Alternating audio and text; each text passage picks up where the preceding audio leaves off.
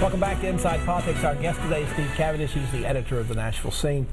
Steve, before we get into politics, I'm struck by the rise also of the foodie and the restaurant scene in Nashville. It's nothing like I've ever seen. When I grew up here, people said, well, you can't find a decent place to eat in Nashville because you can't buy a drink. Well, that's obviously changed, but it's a whole lot more than that today. What makes Nashville a food scene that gets written up all the time in the New York Times? Well, disposable income helps, and anybody who runs a restaurant business will tell you, Nashville has a lot more people that want to go out to eat now than there were 15 years ago or 20 years ago.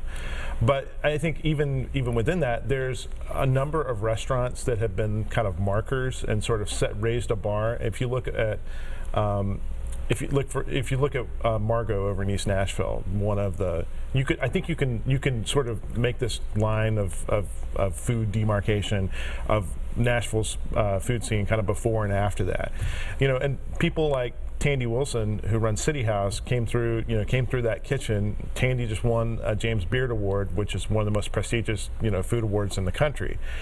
You have that kind of quality here now. You have Catbird Seat that the Goldbergs are running. That is an experience that's like maybe 10 other restaurants in this country. And that's when you have that high end. Nashville's always had the low end, and Nashville's always had the Hap Towns of the world, where you can get a great meat and three, the Arnolds of the world. And a lot of chain restaurants started here too. Yeah. Absolutely, but when you have that sort of high end with it, it just creates a really dynamic scene. And there's half a dozen restaurants now that are as good as any place that you'll find in the South or even in the country. Let's turn to politics. We can't have a conversation, as I mentioned before the break, without talking about Donald Trump. Why is he the dominant personality this year? He blotted out the sun during the primary season, and even though it's not all working for him very well in the general election, he's again the dominant personality. What has he got? What has he captured? I think he's tapped into a certain amount of anger within the right side of the electorate. He's great on TV. And there's no two ways about that. And he understands reality TV, and he does a lot of it in his campaign. And the Republican primary was one of the best reality shows in a long time. You had 17 candidates. He was able to cut through that by sheer force of personality.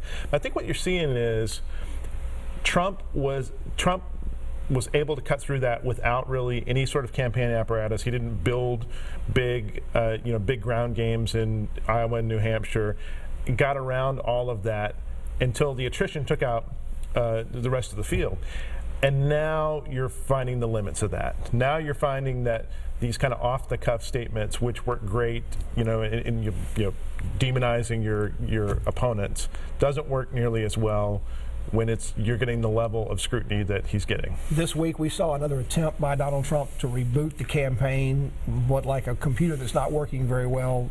It seems almost every week there's a reboot coming up, or every couple of weeks. This creates problems for other Republican officials in this state, for example, like Bob Corker. This week he was once again questioned about what Donald Trump said about the Second Amendment this week, violence potentially against Hillary Clinton, and what about the comments about she and President Obama being the founders of ISIS.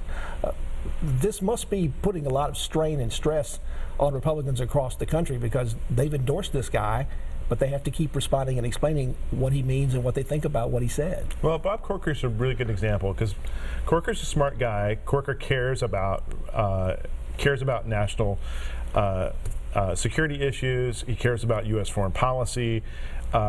And Corker, I think, he was a finalist to be his vice presidential candidate. I think Corker saw the past January and what a Republican governance would need to be, and I think that's why he was really interested in being part of a winning campaign. It's going to be interesting for Corker and people like that. How long is it going to be before they say enough is enough, and they know that there's no Trump cabinet to be part of? For Corker, he's a smart guy and can do the math. That day's got to be coming soon. How is it that the National Republican Party has all this turmoil going on? And here in Tennessee seems to be ready to go for Trump by a pretty decent, probably at least a double-digit margin, if not more. They're going to continue to control the legislature by large numbers. They're going to continue to control the congressional delegation.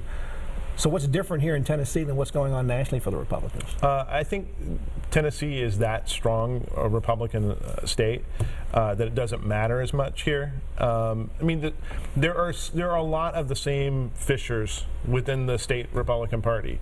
It's just that they seem to be united around stopping Hillary Clinton. Now, the state Republican Party chair this week, I think, saw some comments in the Tennessee, and that the reason that we have such low voter turnout in the state, and we were the lowest in the country except for Texas, even lower than the District of Columbia. So we were 49th out of 51. They said it's because the Republicans do such a great job here, the voters are happy. You buy that? I don't think anybody believes that. I mean, I think that's a really good piece of spin, and certainly you can argue that the reason why the U.S. electorate votes in the 50s maybe for international race as opposed to the 70s, 80s, 90s like other countries do is contentment. I mean, there's a certain amount of I'm happy with the system. I don't care who's up there. Steve Cavendish, thank you for coming on the show. Appreciate it. I know we'll have you back to talk local and state politics in the future. Thanks, Pat. Appreciate it. And thank you for joining us this week on Inside Politics. Hope you can be back here again for a future show. If you can't get enough politics in the meantime, go to the News Channel 5 website. You'll find my Capitol View commentary there. There's a new commentary posted every Friday afternoon. Enjoy the rest of your weekend, and we'll see you back here next time. Goodbye.